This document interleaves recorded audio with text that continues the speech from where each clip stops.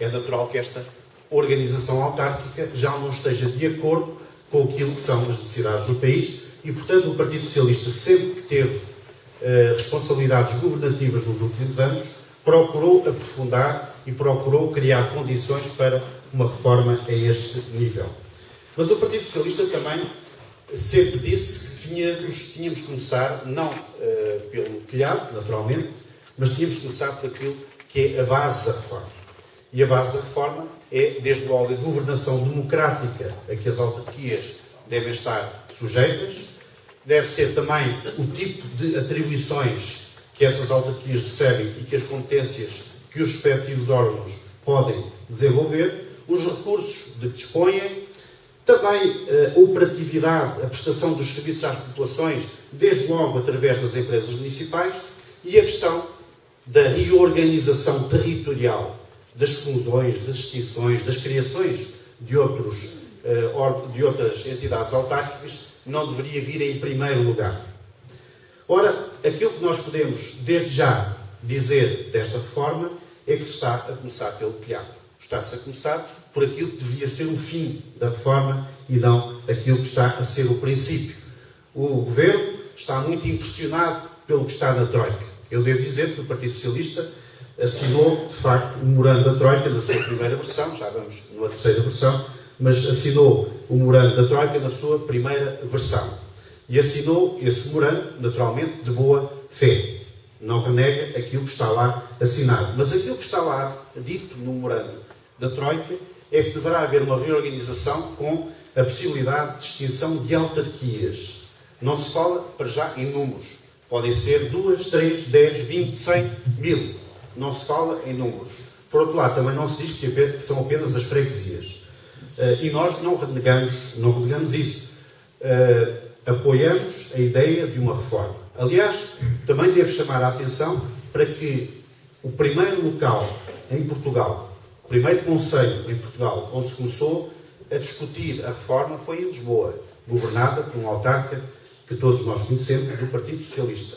Está a discutir-se também na Amadora, governada por outro autarca, também do Partido Socialista. Portanto, nós não temos medo da reforma, não renegamos a necessidade da reforma. Agora, entendemos é que essa reforma deve ser feita de forma a servir os interesses das pessoas. E se nós olharmos para a metodologia emprego nesses dois municípios que referi, mas emprego também no município do PSD, como é o caso da Covilhã, se olharmos para a metodologia emprego nesses municípios que referi, verificaremos que é uma metodologia completamente diferente. E aqui permite-me fazer já uma referência a algo que o Sr. Deputado António Leitão Marco referiu e que me parece que é talvez um pouco desfasado da realidade. Porque ele falou aqui do seguinte: vocês, aqui no Conselho, através da Câmara Municipal, é que vão decidir que reforma é que querem.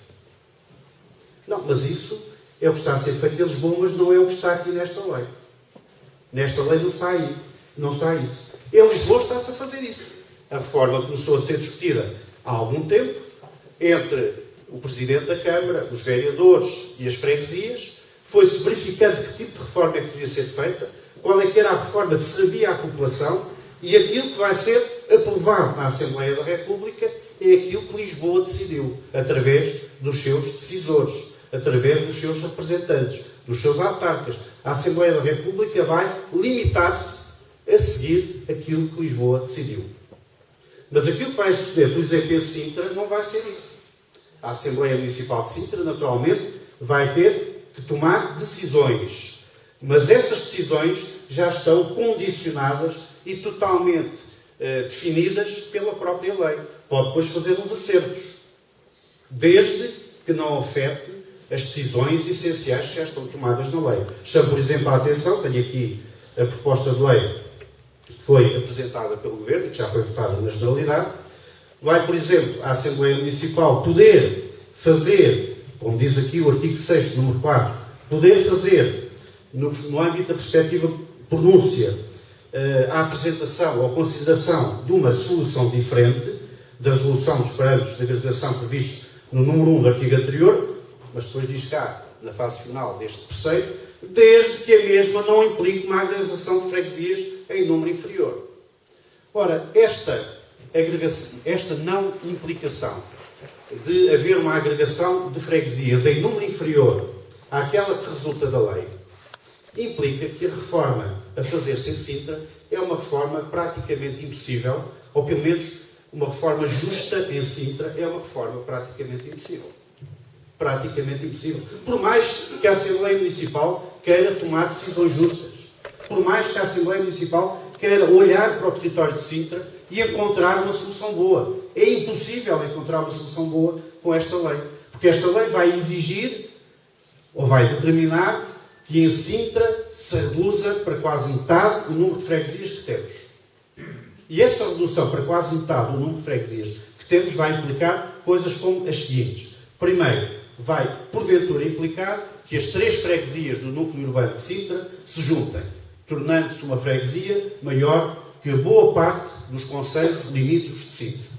Ou seja, dentro de Sintra haverá uma freguesia urbana, ou dita urbana, que será maior que algumas das freguesias limítrofes, como é o caso, por exemplo, de Loures, etc., Amadora, etc. Aliás, penso que é até maior do que a junção de Loures com a Amadora. Ou com Odivelas. Loures e Odivelas. Portanto, primeiro aspecto em que esta reforma irá implicar uma solução irracional em Sintra, que é o exemplo de um concelho que, se calhar, não tem um número suficiente de freguesias. Ou, tendo um número suficiente de freguesias, se calhar deveria organizá-las, mas sem diminuir esse número de freguesias. Ora, o concelho de Sintra, que tem, se calhar, o problema de ter um número insuficiente de freguesias, vai passar a ter um número ainda mais insuficiente de freguesias. E isto a Assembleia Municipal não pode alterar. Porque a Assembleia Municipal estará vinculada àquilo que está na lei, que é a necessidade de cumprir os parâmetros de que estão em termos de números de agregações. Para além de que vai implicar também que, como não vai ser possível agregar algumas das maiores ou mais populosas freguesias de Sintra, e todos nós conhecemos quais são, porque se agregar até iríamos para além do limite que a lei consagra para as freguesias, que é de 50 mil pessoas. Portanto, não podemos agregar algumas delas. O que vamos ter de fazer é agregar as mais pequenas, como Monte Lavado. Impossível fugirmos a isto se formos atrás desta lei. A Assembleia Municipal não poderá deixar de fazer. E, portanto, a ideia que temos aqui uma lei, mas é uma lei que nos dá um poder de decisão, é mentira, não é assim. Esta lei não nos dá o poder de decisão ao nível municipal. Esta lei é uma lei que já define um determinado conjunto de critérios a que não podemos fugir, ou, em relação aos quais, se quisermos fugir, vamos criar soluções que são totalmente irracionais, num conselho, como é o caso do Conselho de Sintra.